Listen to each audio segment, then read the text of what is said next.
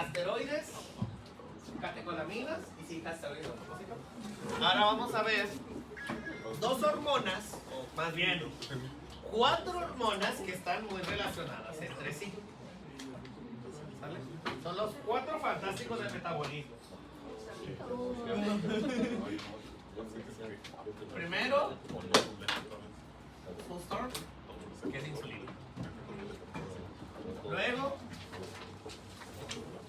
su casi igual, o sea, Johnny, Harold.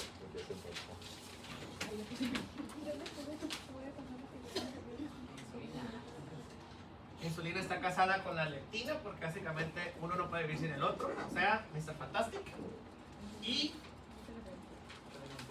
el que tiene el apetito más voraz porque necesita 3 toneladas de comida, la mole, o sea, grelina. Esas 4 hormonas, las 4 hormonas, están correlacionadas entre sí porque todas tienen que ver algo con la cuestión de la alimentación y la digestión de alimentos. Sabemos que la insulina, ¿cuál es su función en la vida? Número 1. ¿Cuál es la chamba real de la insulina? Disminuir niveles de glucosa. Y aquí recuerden que hay varias formas de activarlo.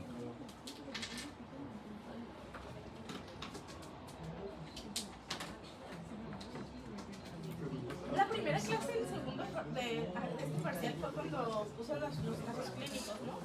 Sí, y pues el video.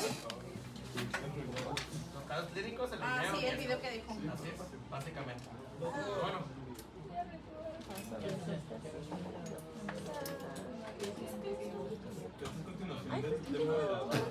Sí, básicamente.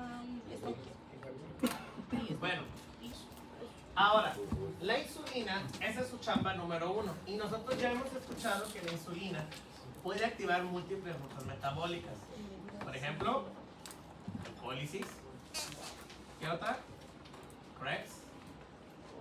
¿Qué otra? Todas las que sean de lipogénesis. ¿Qué otro? Las que quedan proteínas o aminoácidos.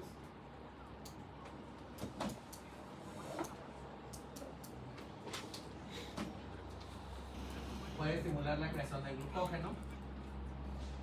Entonces podemos darnos cuenta que exceptuando la glucólisis, todas las demás rutas son de creación. Crea algo la insulina. Por eso realmente la insulina siempre le van a escuchar que es una hormona anabólica. ¿Sale? Destruye una, pero crea 4 cosas. Más energía, más lípidos, más proteínas, más glucógeno. Entonces es anabólica en todo el sentido de la palabra. ¿Sale? ¿Sí? ¿Todo bien? ¿Todo nada extraño?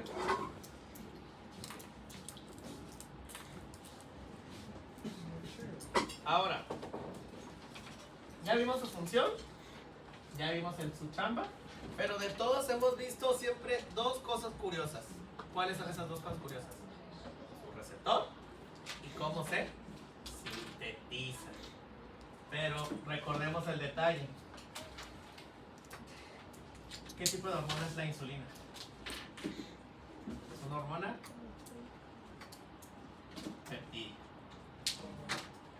Pregunta de examen. ¿Cuántos aminoácidos forman la insulina?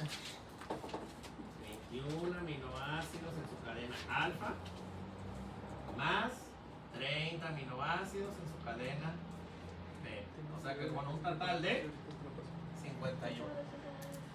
¿Vale? Es una hormona peptídica de 51 aminoácidos. Pero tiene 2 cadenas que lo forman. Una de 21, la alfa, y una de 30, que es la beta. Ahora que fui a hacer el ENAM, es un trauma, ¿eh? De hecho, ahora cada vez voy a decir esa palabra mágica para que todos se traumen igual que yo. Estas 2 cadenas se unen. Es que ya me lo sabía, y ahora que lo vi en vivo y en directo en el ENAM, dije, hasta el fin de los tiempos. son dos cadenas. Entonces, algo lo tiene que unir. Es un enlace peptídico. Pero ese enlace tiene un nombre y se llama péptido C. Es el enlace. Es el enlace. Ese péptido C mantiene unido a la cadena alfa y beta, pero si yo lo retiro, se activa la insulina. ¿Eh? ¿Han visto esos juguetitos de electrónicos que son como un abanico? Que se ven así. Y arriba tienen un muñeco, no sé, Kirby. Kirby. ¿Y qué de dulces así? ¿Sí lo han visto? ¿No? En todas las tiendas así de esas de autoservicio venden. Ajá, que tiene un abaniquito feo y es un tubote. Y arriba siempre tiene un personaje todo feo. ¿Sí los han visto? Que venden caramelitos todos chapas. De esa procedencia. Literal, mega chafa. No, a ver, lo voy a googlear, no sé. Ponle abanicos con dulces. Así ponle. Bueno. Ráscate tu infancia.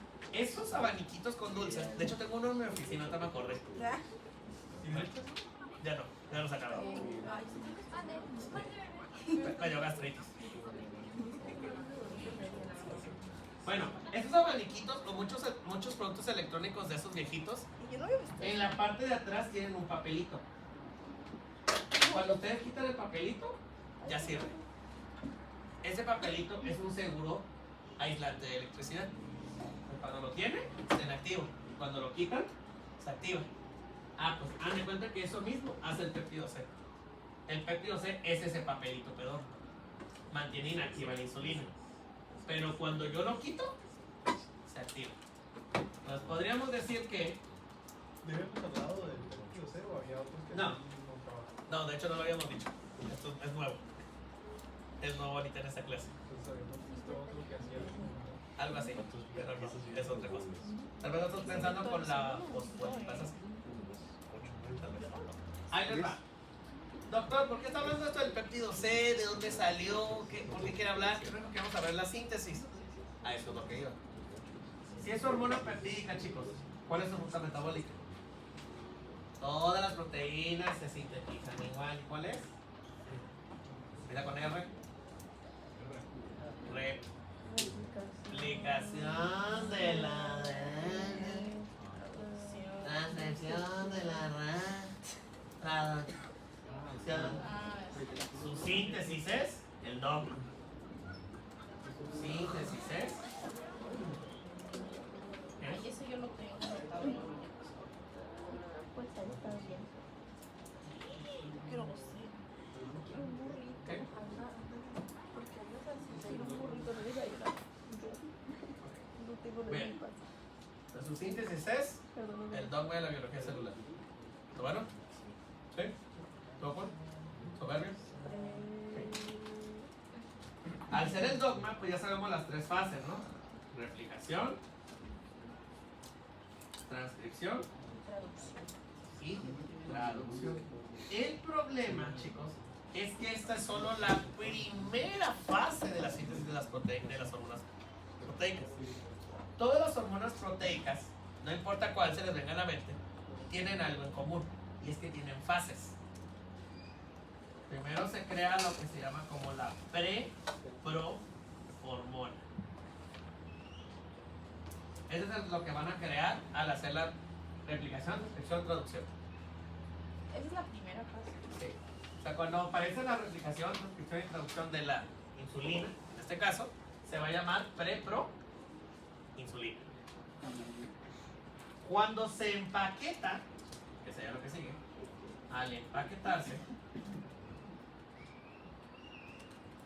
se va a convertir en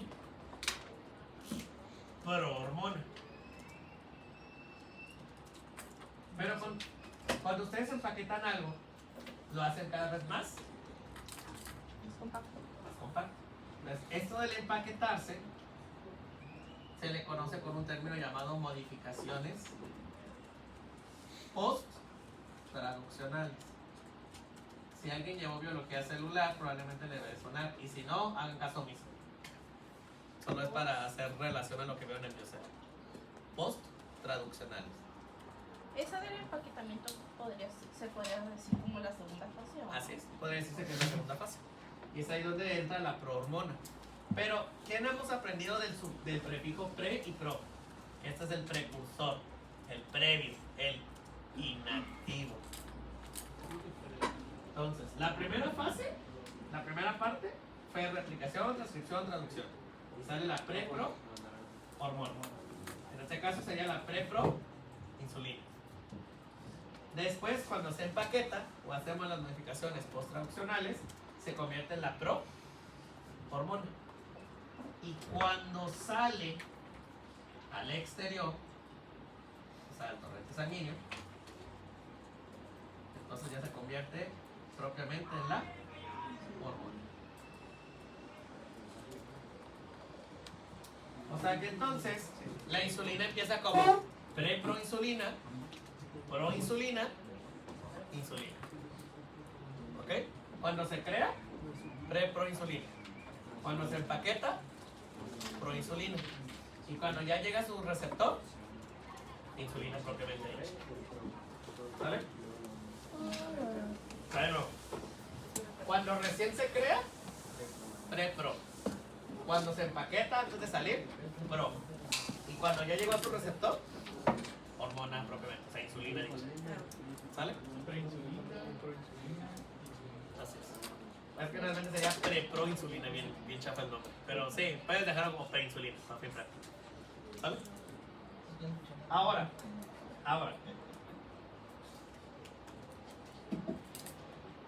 Si ustedes se dieron cuenta, dijimos que tiene que ser más chiquito. Entonces quiere decir que hay proteínas que van a empezarse a salir. Aquí no voy a meter mucho show porque todos van a ver que esto tiene más relación con glucagón. Pero en la prohormona, ahí vienen cómo se llama la proteína que lo vuelve inactivo y que la vamos a quitar para que se active.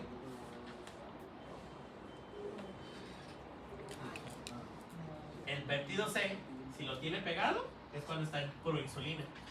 Si lo saca, insulina. Por eso les digo que es como el papelito de los sujetos electrónicos. Es el intermediario. El intermediario. Entre la fase 2 y 3. Así es. Exactamente. Por eso, si algún día les va a interesar, por ejemplo, que dicen, quiero medir los niveles de insulina. Y van a toparse, que hay muchos laboratorios que actualmente miden los niveles de insulina. Y les voy a decir algo, eso es imposible. ¿Saben cuánto es la vida media de la insulina? Media hora. O sea que si literalmente no lo procesan en ese instante, ya no hay insulina en esa sangre que toman. Pero hay un estudio más fácil de medir y se llama péptido C. El péptido C tiene 24 horas de vida media. Entonces lo que realmente miden para saber cómo están sus niveles de insulina es péptido C. Si hay mucho péptido C, quiere decir que había mucha insulina activa. Si no hay péptido C, quiere decir que nunca se liberó la insulina. Porque dijimos, solamente está en insulina cuando ya está en sangre, cuando ya va a llegar a su tejido. Y es cuando empieza a liberar el péptido C.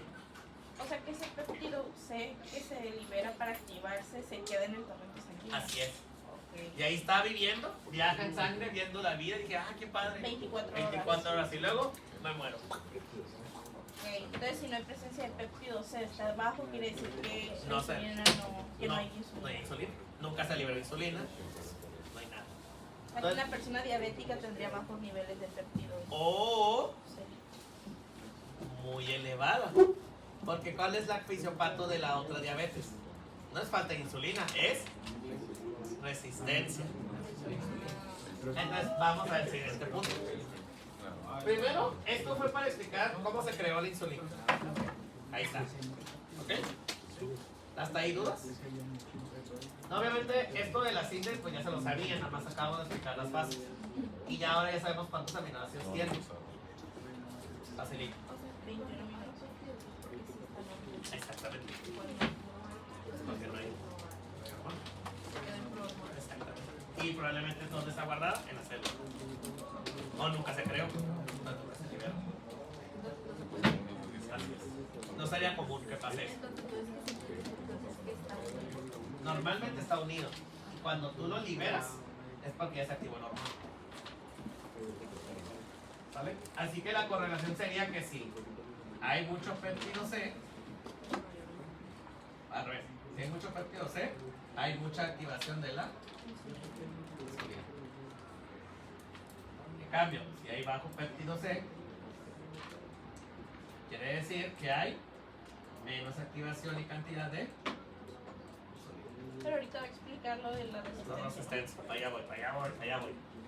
Ahorita nada más es cantidades y cómo se creó. Y sus aminoácidos. ¿Sale? Sí. Ok, su compañero. Me encantó, alguien dijo por ahí, pero es cierto, terrible, muy mal, De hecho, ahorita antes de empezar la clase ya Ah, sinusitis. Ah, sinusitis. Tiene sinusitis. Recuerden, chicos, que ya es octubre. ¿Saben cuáles son los dos virus? Número 1. Influenza y cobicho. Otra vez. El buen cobicho. Muy bien. Naproxeno, loratadina y hay que revisar también si te empieza a doler también. Entonces pura descongestionante, loratadina y naproxeno. Ibuprofeno. Una cada 12 días. Ahora, entonces ya vimos función, ya vimos síntesis, pero ahora hablemos de el verdadero punto de la clase de bióquímica, y es el receptor. El receptor de insulina sí es un despapalle. El receptor de insulina pertenece al grupo de la tirosina quinasa. Ay, yo me acuerdo. En este caso, vamos a poner.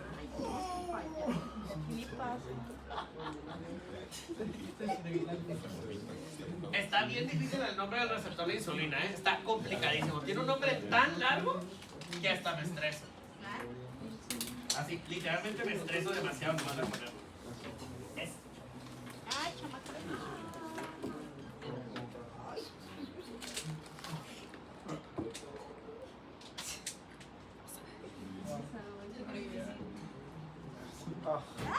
¿Qué es eso?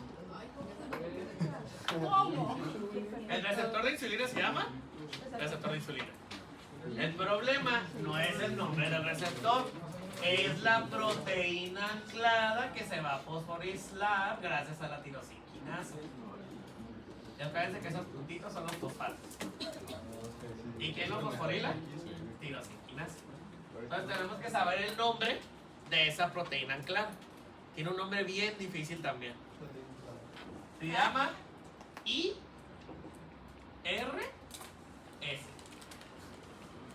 Quiere decir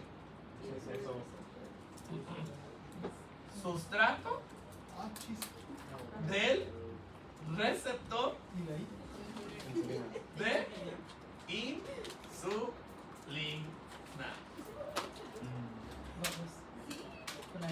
Ajá. Insulin receptor substrate. Se fosforila con ayuda de la tirosis de la... Tirosiquinasa. O sea, literalmente la proteína anclada se llama IRSO. Para fin práctico, un pedazo del receptor de insulina. Eso dice. Por eso se llama sustrato. Un pedazo del receptor de insulina. No, es que para sonar fancy le pusieron abreviado. IRS. Insulin Receptor Substrate. Bien chafa. Ya ven cómo esto es lo equivalente a un Jack 2, al Mini 88, Tito doble T. ¿Recuerdan? O sea, el trap. Ese IRS es lo equivalente a esas palabras que vimos. Jack 2, Mini 88, Trip, Tram, Tito doble. Jack 2. Es lo mismo. Nomás que en vez de tener un nombre sumamente rarísimo, sustrato del receptor de insulina. Así bien chafa. Ya lo maté, ¿ven? Hay varias moléculas de señalización, así muchísimas, basadas. Esta sí tiene muchas, pero vamos a mencionar solamente dos importantes. Solamente dos, para que no nos entremos en crisis. ¿Está bueno? De hecho, la señora había puesto presentación.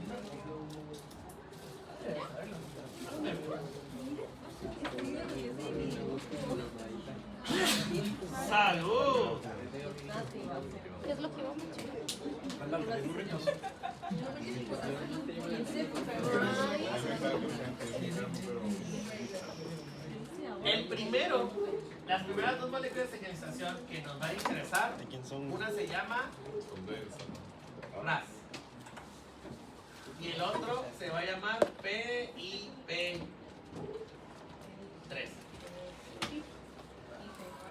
PIP3. RAS y PIP3. RAS y el PIP3. Ay, no, siento que me van a enfermar. Bueno, PIP-K3.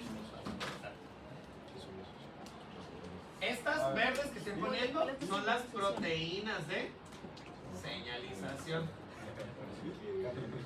Esto es lo que va a estimular el IRS una vez que se fosforile. ¿De acuerdo? Me perdí. Ok. Esta es la proteína anclada. Ajá.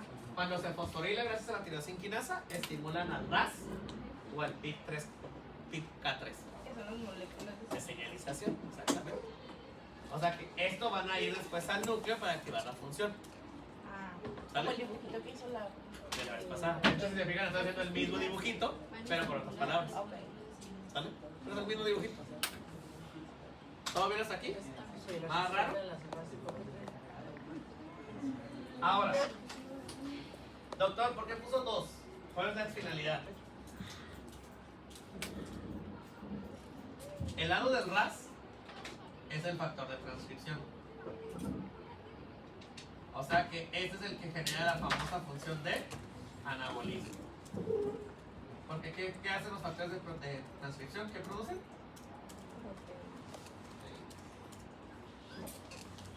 Porque estaría estimulando esto del dogma. ¿Se acuerdan? Factores de transcripción estimulan la transcripción. Entonces van a crear más. Pero el PIP-K3 es el factor también de transcripción. Pero adivinen de qué. Mejor aún. De enzimas y reversibles. O sea que ese PIP-K3, aunque no sonaba el nombre, tal vez si solo separamos esta palabra mágica de aquí, suena mejor. Proteína quinasa. Si ustedes se acuerdan cuando vieron allá en el lejano Bioquímica 2 que en la glucólisis hay 3 enzimas irreversibles: hexacinasa, piromatoquinasa y la PPK1. Las enzimas al final del día, ¿qué son, chicos?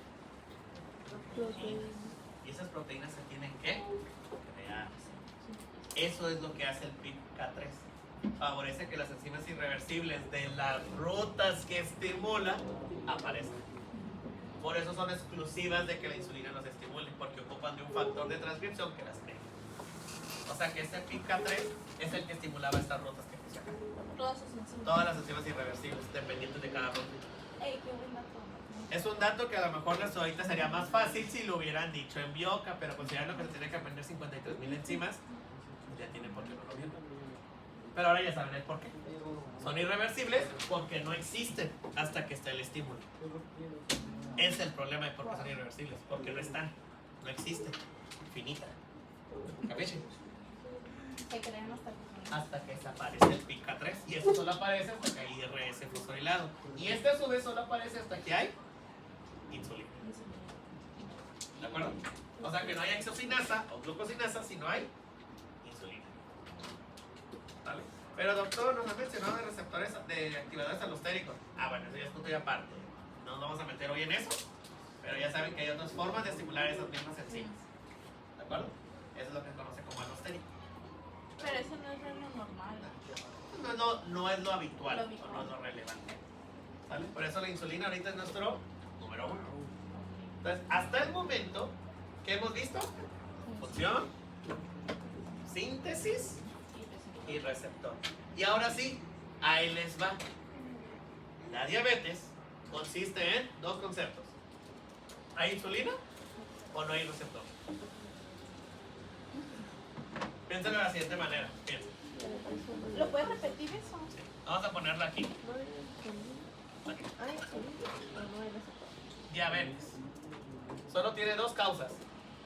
No hay insulina. O sea, literalmente, no está la hormona o no hay receptor. El no hay receptor es el equivalente a la resistencia. Exactamente. Si no hay receptor, esa es la dichosa resistencia. Y aquí sería la ausencia o destrucción de la insulina. Alguien está matando la insulina.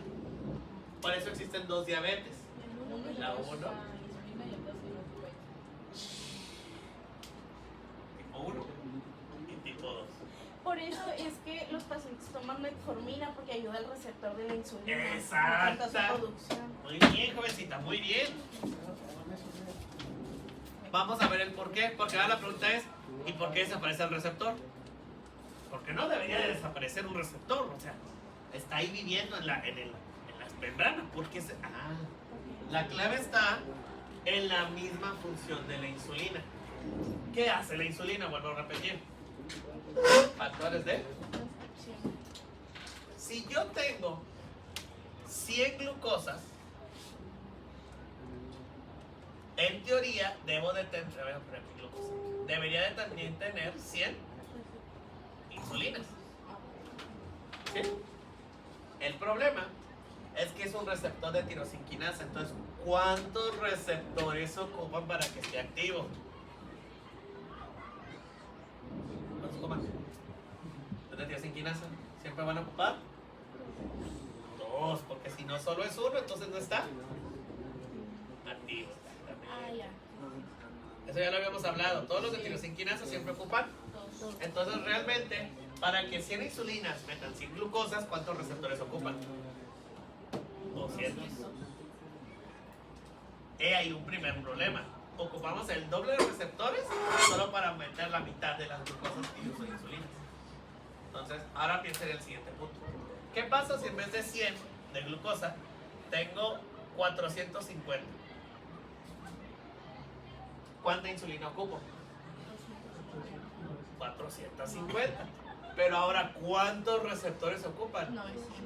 Ahí tenemos un problema. Porque la cantidad máxima de receptores que puede tener al mismo tiempo activo son 400. Entonces, si ocupamos 900 y solo tenemos 400, solo hay dos opciones.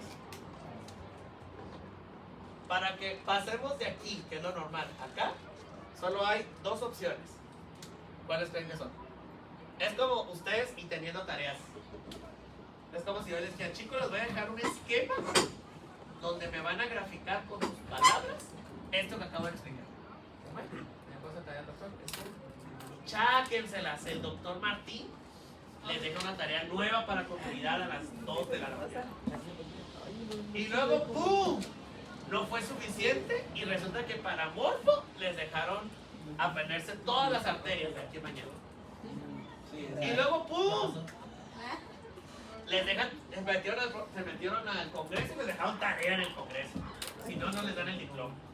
Entonces empiezan a ver cómo se están acumulando tareas. Entonces, ¿qué opción tienen? Ya dijo uno a su compañero, pido ayuda. ¿Sí? Entonces, la opción A es que creemos más receptores. ¿Cierto? Pero eso se puede. Claro. Lo normal es 400. Ahí el detalle. Crear más receptores, al final del día, ¿qué tipo de macromolécula es? Proteínas. Entonces, para que haya más proteínas, para allá voy. Si hay más proteínas, quiere decir que debe de haber más síntesis. Y eso es el dogma. Lo cual, ¿se puede considerando las funciones de la insulina? Claro, porque es un anabolismo. Lo cual, entonces, esto corresponde que por cada función de la insulina puede promover que haya más síntesis, más proteínas y por ende más. El problema es que sí, activan un lado, pero el otro también. Entonces no solo están favoreciendo la creación de glucógeno, proteínas claramente, sino que otra molécula están favoreciendo que se cree. Y es donde ahí tenemos el problema. Tenemos más lípidos, más insulina, más glucosa, fuerza más de estas, pero sobre todo ir primero a los lípidos. Y esto es un problema porque en las células más lípidos es sinónimo de necrosis. Un tipo de necrosis que existe se llama por saponificación. No es que se haga sapo. Así se llama el contexto de que se acumulan las grasas. Entonces, ahí es donde viene el punto 2 a hacer, y ese que acaba de decir su compañero. No, que flojera, mejor no lo hago.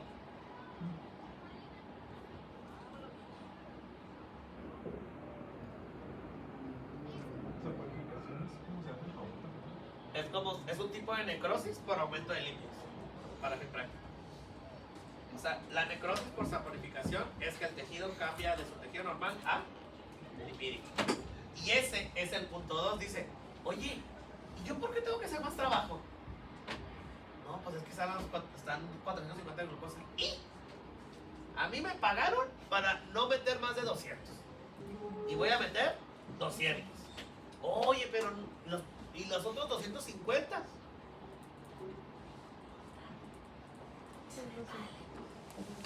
Entonces, ¿qué va a tener que hacer el cuerpo? Va a tener 250 de glucosa flotando por ahí. Y en algún lado las tiene que meter. El problema es que, ¿cómo las mete? No, pues voy a hacer lípidos y los voy a guardar en otros tejidos. Lo voy a hacer sorbitol porque luego puedo hacer fructosa con eso, si es que me da tiempo. No, pues desecharlas por orina suena una buena idea. ¿Qué les digo que pasa con más lípidos? Necrosis de tejidos. Y pues en el corazón o en las arterias, pues un poquito de infarto o aterosclerosis en esta vida. Sorbitol es un azúcar-alcohol. El azúcar-alcohol que no se procesa adquiere, que son lesivos para el tejido, lo que genera necrosis. Glucosuria es un aumento en la osmolaridad. Un aumento en la osmolaridad fuerza un aumento en la ósmosis. Y como veremos próximamente en riñón, esto aumenta la tasa de filtrado glomerular, lo que genera inflamación. Y la inflamación genera, bueno, no vais a cruzar para que quede sentido, crea radicales libres. Y ¡ay, qué genial los radicales libres! Ya vieron el problema. Entre más glucosa tengan y que no se pueda meter y no haya receptor para meterlo, se satura y quedan en espera, generando estos tres procesos.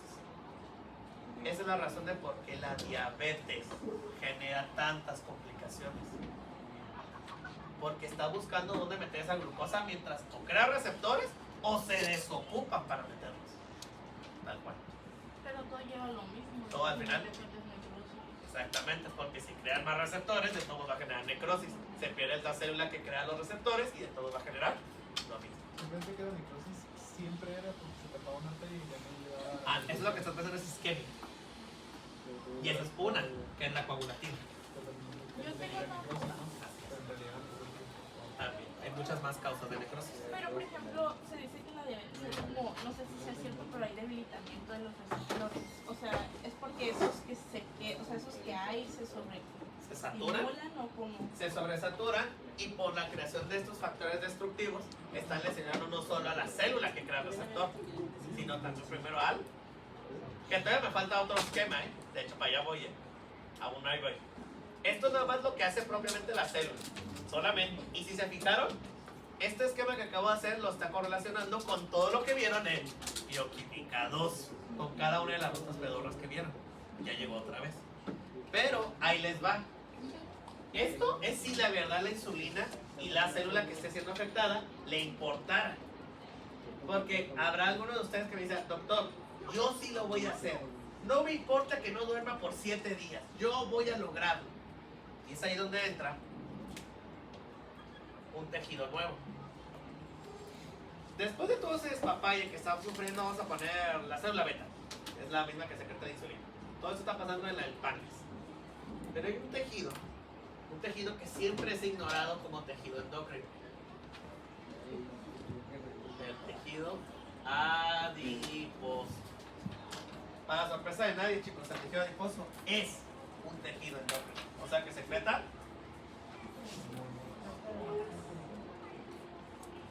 Este tejido adiposo tiene varias funciones. Puede secretar, por ejemplo, renina o no. Puede secretar leptina. Puede secretar adiponectina. Hay una cuarta, pero para allá voy, no quiero hacer spoilers. Adiponectina. Cada uno de ellos tiene una función distinta. Renina, creo que todos ya saben cuál es. El sistema renina terminal estará aumenta la vasoconstricción y por ende el flujo, lo que favorece que se esté distribuyendo esto más rápido. Leptina es saciedad. Si no hay saciedad, no hay nueva glucosa. Entonces le dan chance a que esto pueda hacer su chamba.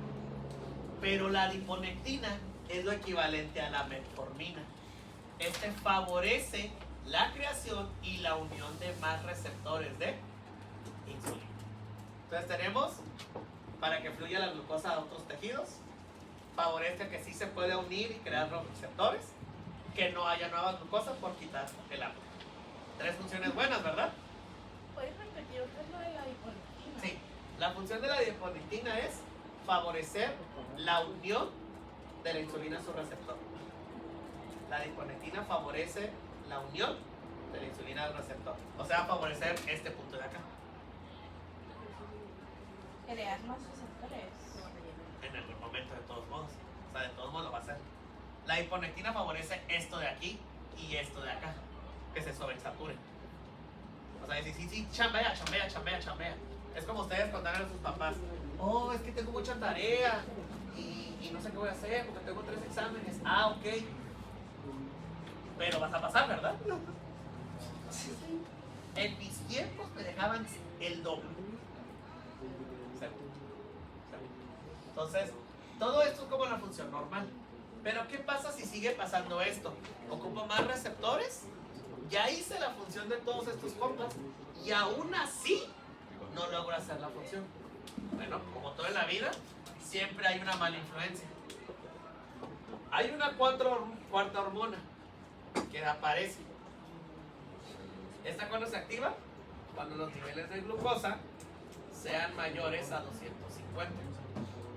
O sea que ya hay una sobresaturación de los receptores de insulina. Esa hormona tiene un nombre complejísimo, ¿eh? De hecho, es más, estoy seguro que no les va a dar una pista de qué creen que haga.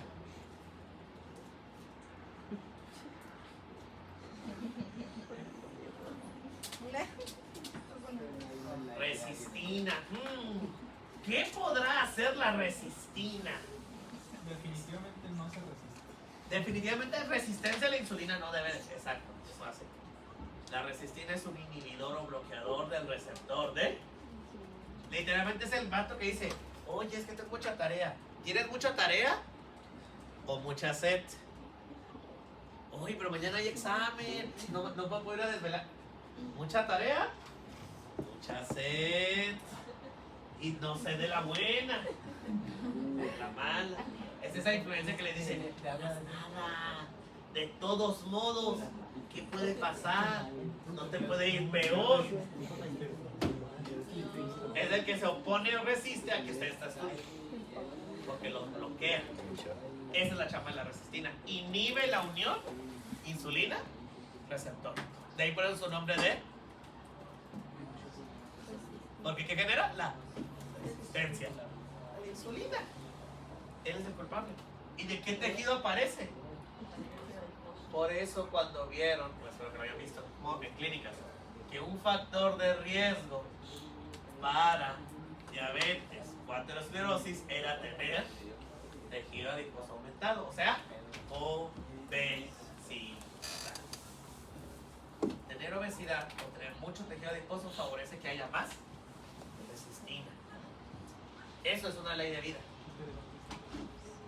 Y sí, lo que les estoy explicando de manera más o menos práctica, porque muy práctica no es, pero esto es la fisiopatología de la diabetes mellitus tipo 2.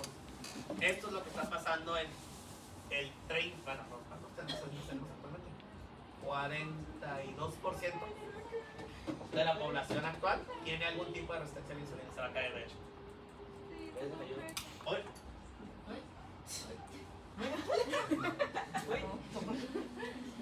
Yo vi que fue culpa. El pavón. Ah, fue de Paul, sí. Yo vi que fue Paul. Ay, mi niño se Yo lo vi. Ey, Ahorita vas a sentir que hablamos de él, ¿eh?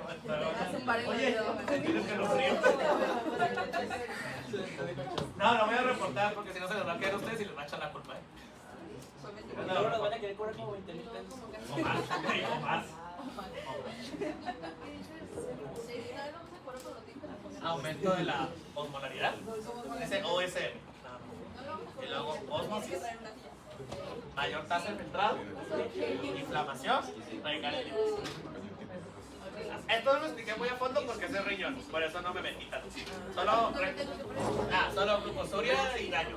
O sea que la adiponectina y la resistina tienen efectos contrarios. Exactamente. Y por ejemplo, bueno, yo también había escuchado que la metformina evitaba que de los receptores, evitaba que subieras de peso. Me imagino que es para evitar que se siga aumentando la resistina. Pero en ese caso quiere decir que es mayor el aumento de resistina que de adiponectina. En la diabetes. ¿O porque están los dos? Vamos a explicar eso. A ver, chicos. Respiren.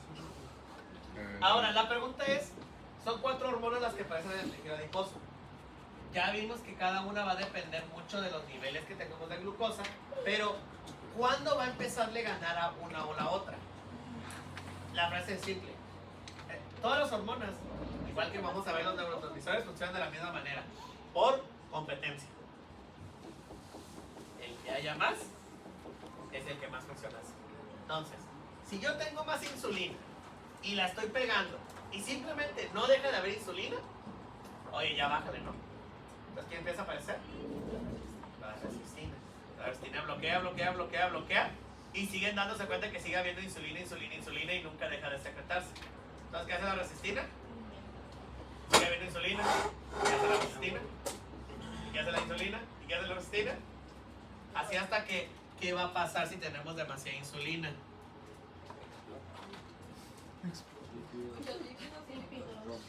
Eso es por eso que el paciente con diabetes por resistencia a la insulina también termina usando insulina, porque necrosan al páncreas, o específicamente la célula beta por sobresaturación.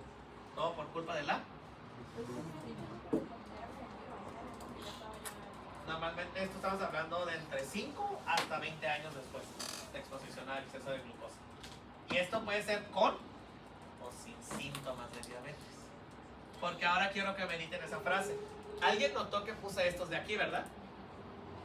Y que puse osmolaridad. Ahora sí ya podemos hablar por qué puse la osmolaridad. Si aumenta la osmolaridad, ¿qué le pasa al agua? Baja. Y entonces, ¿qué diría Frozono cuando estaba robando una joyería, pero no estaba robando? Es que me dio polidipsia. Tiene que tirar la glucosa. Tiene que orinar mucho. Poliuria. Oye, no está entrando la glucosa. Me estoy quedando sin energía. Tengo mucha hambre. Poliuria, polidipsia, polifagia. Las 3 P de la diabetes. Ay, ¿lo puedes repetir? Sí. La razón de por qué puse estas cosas es para poder explicar los 3 síntomas característicos de la diabetes. Okay. Cuando tengo mucha glucosa que no entra en los tejidos, necesito energía. Tengo mucha hambre. Polifagia. Oye, estoy tirando la glucosa. Poliuria.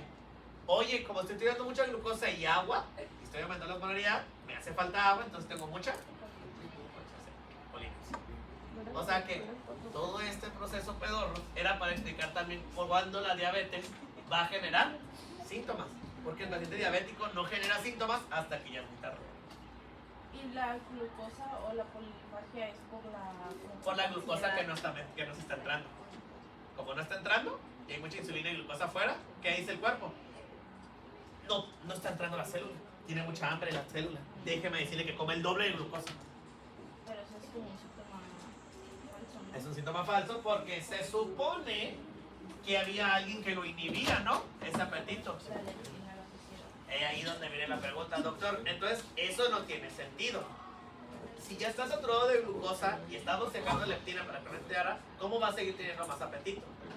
Por la competencia. Por culpa de la adiponectina y de la... Porque le empiezan a ganar a estos compas. Empieza a ser más la resistina que la... Entonces empieza a haber un desbalance. Las hormonas deciden, tengo que meterle nitro a la resistina. Leptina para mí ya está muerta. ¿Para qué la secreto si el tomo no sigue comiendo el compa?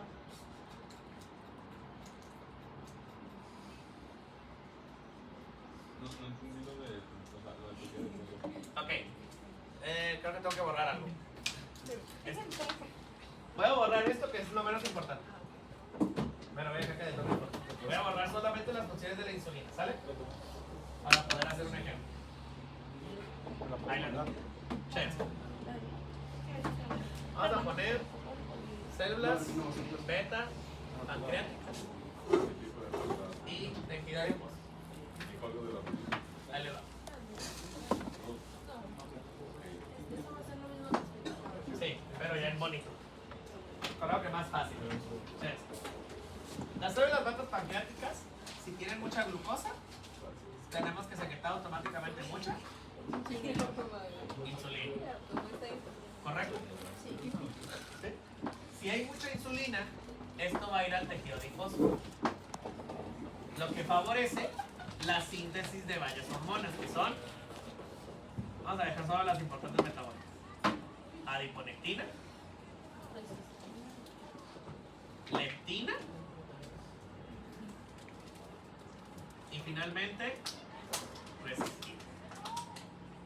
La adiponectina favorece que haya más función de la insulina. Entonces esto se vuelve un círculo de feedback positivo, porque activa más insulina, meto más.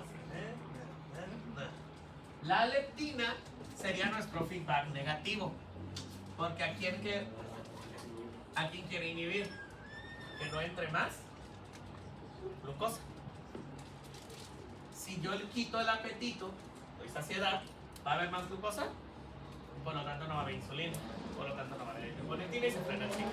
O sea que la leptina está funcionando como un feedback negativo.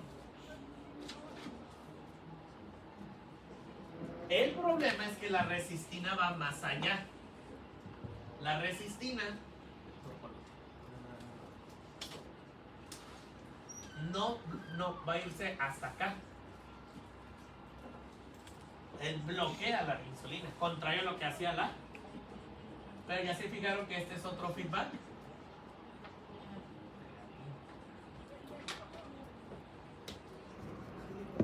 Ahora la pregunta es, ¿por qué lo puso así, doctor? Porque ese es el orden de aparición. Primero adiponectina, luego leptina y finalmente, o sea, la resistina es la última forma de inhibición. Pero eso es porque aparece cuando hay niveles mayores de 250. Exactamente. Entonces, hay ahí ahora una pregunta. Oiga, doctor, ¿y por qué la leptina empieza a desaparecer? Porque si seguimos saturando a ese pobre tejido adiposo, el tejido adiposo se hipertrofia. O sea, crece de... Y cuando se hipertrofia, siempre le va a dar más prioridad a darle a la resistina. Y las otras dos desaparecen. Entre más crezca el tamaño del tejido adiposo, más resistina y menos adiponectina y leptina. O sea que esto es un tejido displásico, dañado, alterado. Oiga, doctor, espere, esa frase me suena. Hablando de Biocel. Un tejido displásico, chicos. Pero, ¿por qué se llama lo que ella muchas veces? Porque no importa cuánta insulina tengas, nunca se va a unir al receptor. Pero ahí les va el peor de todos. Chicos, ¿qué en un tejido displásico se llama cáncer? Chicos, debo decirles que la obesidad, o para ser más exacto, la hipertrofia del tejido adiposo es factor de riesgo de cáncer. No es solamente el factor metabólico o cardiovascular, también es factor de riesgo neoplásico del tejido adiposo. De hecho, eso es lo que pasa. Y del 2, de hecho es más del 2. Todo esto que estoy explicando más bien de la diabetes, 2. O sea, la resistencia a la insulina. Entonces quiero que noten el detalle nefastísimo de solamente decidieron comerse un pastel entero solos. A esto llegaron. Esto está pasando metabólicamente. Y ahora sí, antes de que me pregunte el doctor, ¿cómo voy a preguntar esto en el extra? Está bien fácil. Frase final. Mucha insulina, mucha resistina. Exceso de insulina, más resistina y nada de leptina. Porque en el anterior es mucha insulina, hay resistina. ¿Y qué otra hormona se eleva? Cuando hay solo mucha insulina, no exceso, mucha. Ah, la de bonitina. Leptina y leptina. Entonces, cuando hay mucha, lo normal, se eleva la leptina, leptina y resistina. Cuando hay exceso, o sea, resistencia, hay solamente exceso de resistina y nada de leptina. O sea que cuando estén niveles normales también hay resistina. Así es. Ah, porque sí es cierto, porque se cata Es la el paso, diferencia. es el paso a paso. Ok. Entonces, esto es normal, chicos. El problema es cuando esta es la única que hay. Y eso pasa en diabetes. ¿Capeche? ¿Capeche? ¿Sí? Entonces, lo normal es que las tres hormonas se eleven cuando hay mucha insulina. Lo anormal, o sea, cuando hay exceso o resistencia, solo hay pura resistina y nada de... Exactamente.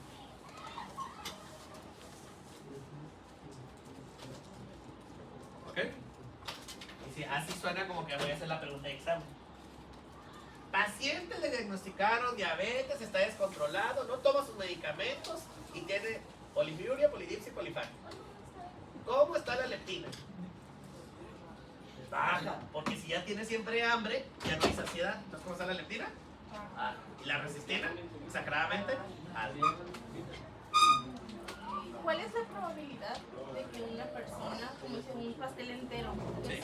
se aumente la glucosa por encima de 250 y desarrolle diabetes? Depende. Depende ya del factor de riesgo que tenga el paciente, la persona.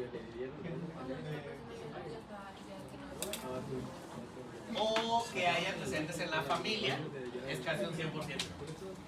O sea, por una ocasión de que te supereleves la después de diabetes. Si hay factor de riesgo, sí.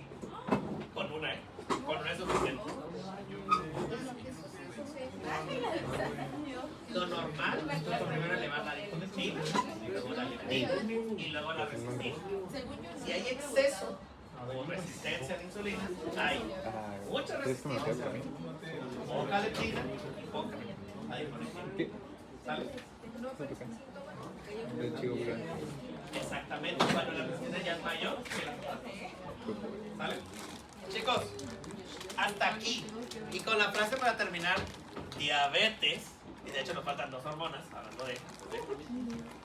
Esto fue diabetes, ¿eh?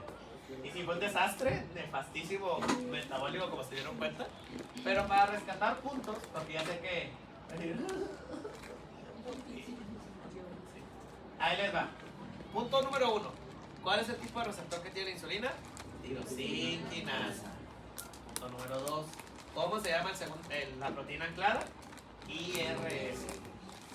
Punto número 3. Si yo tengo mucha insulina después de comer, ¿qué hormonas se elevan? Primero, adiponectina. Luego, leptina. Y si no bajó, resistina. En un paciente con diabetes y con síntomas de diabetes, ¿cómo están las tres hormonas que acabo de mencionar? baja y elevada. Baja adiponectina, baja leptina y alta. Básicamente, esa frase que acabo de decir es el resumen de eso que está ahí. ¿Está bueno? A fin práctico, conciso y preciso. Y sí, no voy a sonar ególatra, pero eso no son casos que nos van a explicar en salud pública, porque no tienen que ver en salud pública esto. That's right. Así tal cual como lo acabo de explicar, deberían de verlo en salud pública y en endocrino.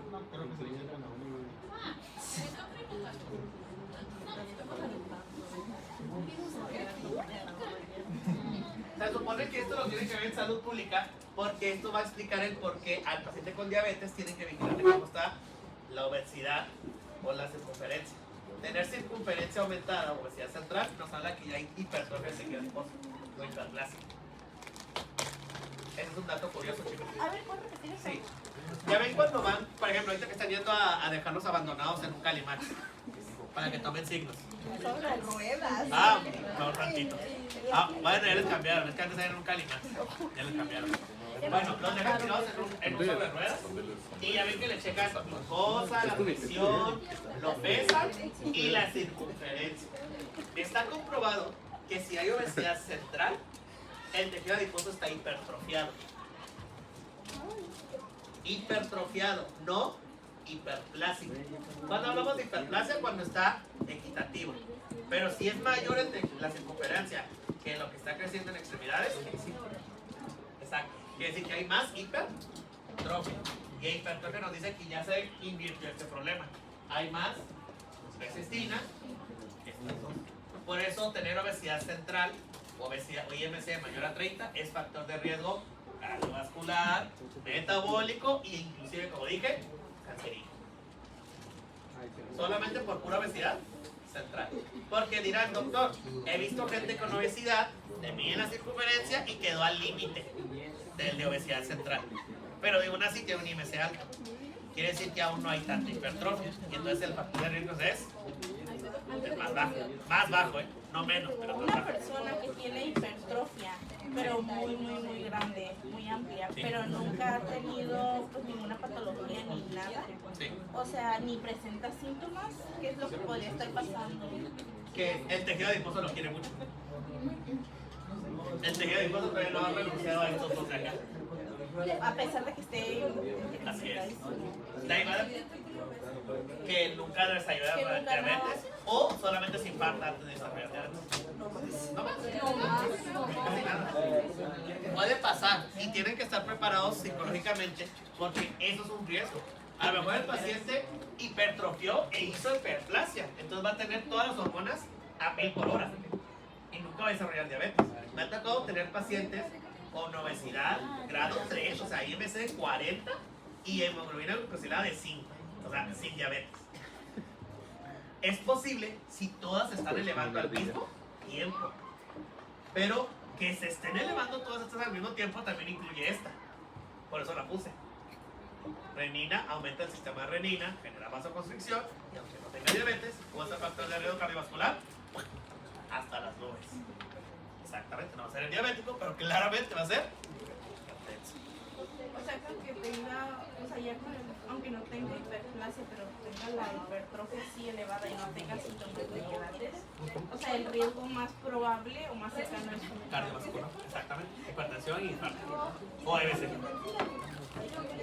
Así que sí, chicos, ¿cuál es la enseñanza del día? No tiene de nada de malo el peso. Y esto es a lo que quería que llegara. Porque siempre usé la palabra hipertrofia. ¿Qué es trofia? Aumento del tamaño de la célula. Entonces, ¿qué hay que hacer con el tejido adiposo? No tiene que estar en hipertrofia, tiene que estar en hiperplasia. Tiene que haber más células de tejido adiposo para que esto sea equitativo y pueda haber todas. Es cierto, no mejora el riesgo cardiovascular, pero sí el riesgo metabólico. ¿Eso se puede controlar? ¿Qué? ¿La hiperplasia? Sí. Sí, hay una forma bien práctica, facilísima. ¿Quieren saber cuál es?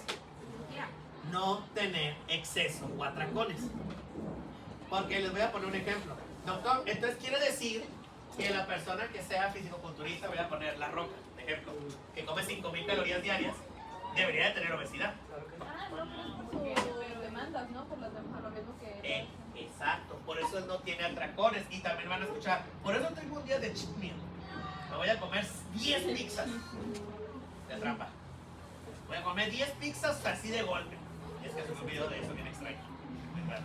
Yo también dije, primero porque subí esto y yo porque estoy viendo esto y lo quité. El punto es que la clave es que tiene que llegar de manera progresiva el número de calorías. No puede ser de golpe. Y menos no puede ser ni glucosa ni lípidos, porque si el tejido adiposo se satura y solamente crece en tamaño y no en célula. ¿Sale? No le dan tiempo a hacer ciclo celular y entonces no hace mitosis. Solamente puro crecimiento. Porque es más lento la hiperplasia que la hipertrofia. Entonces, la clave es que, claro que pueden comer lo que se les plazca, chicos. El problema es la cantidad. No es lo mismo comerse un cuarto de una rebanada de pastel a no comer pastel. Es decir, no comí pastel toda la semana, ahora voy a comer un pastel entero el domingo. Qué bueno que soy. Claro que no, porque es lo mismo. Es lo Peor, mismo. de hecho. De hecho, ya es hasta peor porque nos va a comer más rápido. No, no está bien hecho. Esto está mal. Es todo lo contrario. Sí, y si lo va a gastar energéticamente todo de vuelta. Que eso es lo que dice. Es mi día de chisme porque hoy es cuando más que más bajo. Y gasta toda la energía de vuelta. Ahora, para darles un mini receso, porque me faltan 2 hormonas antes de que acabemos. Claro, nos faltan 2 hormonas. Les voy a dar una clave para la vida. Doctor, entonces no podemos vivir la buena alimentación de la vida. Claro que sí, pero lo tienen que gastar. Por eso no se les haga raro que el día en la última semana previo modular tienen tantas ganas de comer dulces o algo así monchoso. Eso es normal, porque están gastando las calorías por cada nuevo aprendizaje que están haciendo. Así que sí deben de comer más calorías, no excesivas, pero tienen que comer más. Es un dato curioso. El que va a iniciar el gimnasio va a notar que los primeros 3 días hasta 3 meses va a notar ese incremento del apetito bien loco. Y va a decir, ¿cómo? ¿O voy al gimnasio? No, no puedo comer tanto. Tiene que comer si su punto es aumentar masa muscular. Si bajan el déficit y hacen más ejercicio, jamás van a aumentar masa muscular. Por más suplementos, creatina que le metan, no se puede. Es imposible. Tienen que aumentar el consumo de calorías en conjunto con el esfuerzo. Si no, es la misma, chicos. Entonces, esa es la enseñanza aquí nutricional del día. Si su objetivo es mantener su peso y no matar al tejido adiposo en hipertrofia, control de dosis. Si su objetivo es aumentar el número de células y el tamaño, más calorías, pero tiene que haber el mismo nivel de gasto. ¿Sale? Bien fácil. Así hice mi trampa yo para poder bajar de peso. Déficit a nivel extremo. Pero ahí les va la clave también. 2 o 3 detalles. A lo mejor se va a poner 4. Detalle 1. No sirve el ayuno prolongado, chicos. O el famoso ayuno intermitente. Claro que no. Y ahorita vamos a ver el por qué. Porque nos faltan 2 hormonas que se meten en este show, que son glucagón y grelina. Ahí les va. No, pues ustedes todavía entran en un tejido adolescente, así que todavía hay mucha forma de que mute y se mantenga. No te preocupes.